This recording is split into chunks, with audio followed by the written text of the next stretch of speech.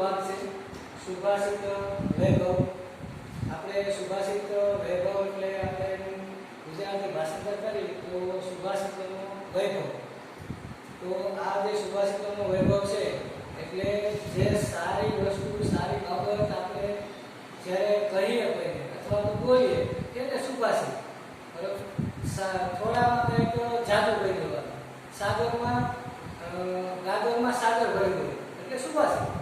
તો એવા જે સુભાષિત છે એમાં આપણે આગળના વિડીયોમાં જોયા હતા શ્લોક, ત્યાર પછીનું ત્રીજો શ્લોક આપણે આવ્યા હતા. તો એ આપણે અહીંયા જોઈશું. અહીંયા શબ્દાર્થ પણ લખ્યા છે, એમાં પણ ધ્યાન આપજો. આપણી પાસે પુસ્તક છે તેમાં પણ ધ્યાન આપજો. તો મસીકાહ એટલે માખી. ગ્રહણ ઈચ્છંતિ ગ્રહણ એટલે ઘા, એટલે કે માખીઓ ઘા ઈચ્છે છે. ઈચ્છંતિ એટલે ઈચ્છું, એટલે કે ઈચ્છે છે. માખીઓ શું ઈચ્છે છે? તો ઘા ઈચ્છે. પાર્થિવા એટલે રાધવ. નિશા એટલે નિશ, હિત ખરાબ. કલહમ એટલે ઝઘડો. તો કે માખીઓ ઘા ઈચ્છે છે, રાજાઓ ધનને ઈચ્છે છે, નીચ માણસો તો ઝઘડાને ઈચ્છે છે, સાધવો એટલે કે સારો સજ્જન માણસ તો સાધવો શાંતિને ઈચ્છે છે. તો અહીંયા કીધું કે માખીઓ ઘા ઈચ્છે છે,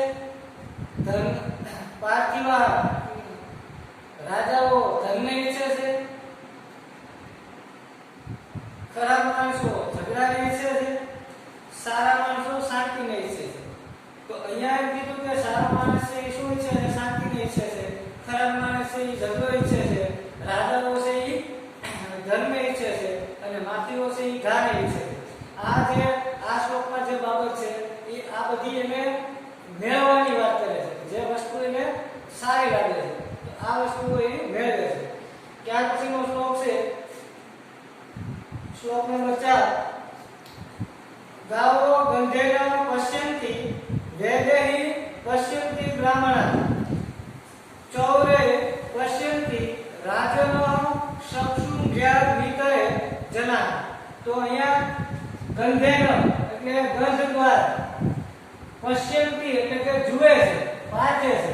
આપણે કોઈને જોઈએ ને કે આ કેવો માણસ છે, સારો માણસ છે, કપડા કેવા પહેરે છે, એના શબ્દો કેવા છે, એનાથી આપણે માણસને પારખીએ. તો એવી રીતે પશ્યંતિ એટલે જોવું, પારખવું.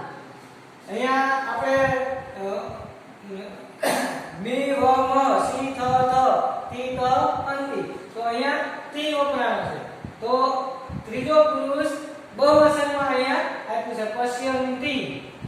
વેદેહિ એટલે વેદ અથવા તો જ્ઞાન.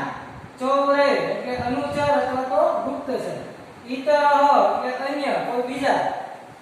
ચક્ષુ એટલે આંખ, આપણી આંખ, એને આપણે સંસ્કૃત ભાષામાં ચક્ષુ કહીએ છીએ. તો અહીંયા આ શ્લોકમાં ચોથા શ્લોકમાં એમ કહ્યું છે કે ગાયો છે એ ગંધ વડે પારખે છે અને બ્રાહ્મણો છે એ પોતાના જ્ઞાન વડે પારખે છે અને રાજાઓ છે એ પોતાના ગુપ્તચર દ્વારા પારખે છે. એવી જ રીતે અન્ય લોકો છે એ માત્ર આંખ વડે જુએ છે. તો શું કરે છે? તો કે ગાયો છે પોતાના ગંધ દ્વારા પારખે છે, બ્રાહ્મણો છે પોતાના જ્ઞાન વડે પારખે છે, રાજાઓ છે પોતાના ગુપ્તચર દ્વારા પારખે છે અને અન્ય લોકો બીજા લોકો છે માત્ર આંખ વડે જુએ છે. અહીંયા